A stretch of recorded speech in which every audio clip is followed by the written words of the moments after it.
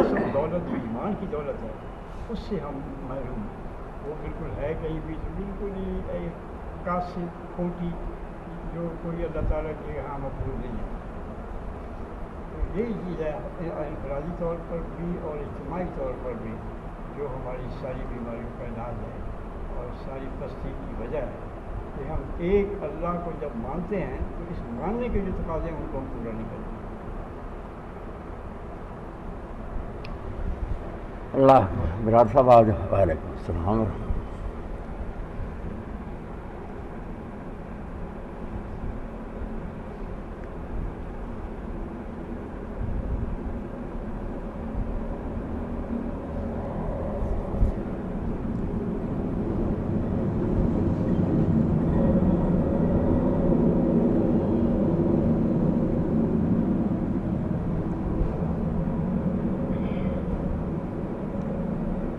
صاحب آپ بھی کچھ تبصرہ کیا کریں.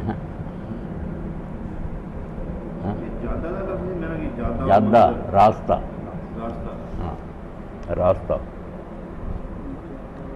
راستہ بھی بتایا اور منزل بھی بتایا. جادہ منزل میں کہ پہلے تو منزل ہوتی ہے نا کہ جانا کہاں ہے، پھر اس کے لیے راستہ بھی ہوتا.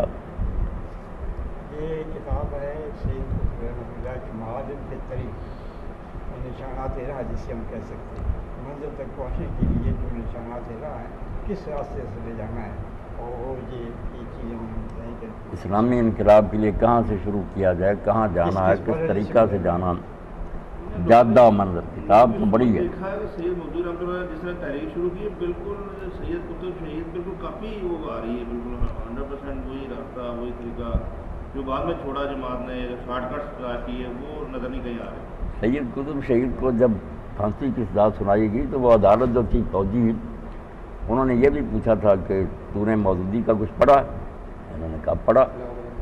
تو کہا کہ تم اس سے متفق ہو؟ تو اس نے کہا قرآن و سنت سے ہی انہوں نے لیا، میں نے بھی لیا، اس لیے ہمارے خیالات ہے کہ تو یہ لکھا تھا انہوں نے کہ تمہیں سزائے موت دینے کے لیے یہی کافی ہے کہ تم مودودی خارجی کے ہم خیال ہو.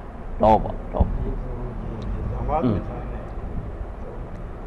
اللہ بہت متاثر تھے، بہت متاثر.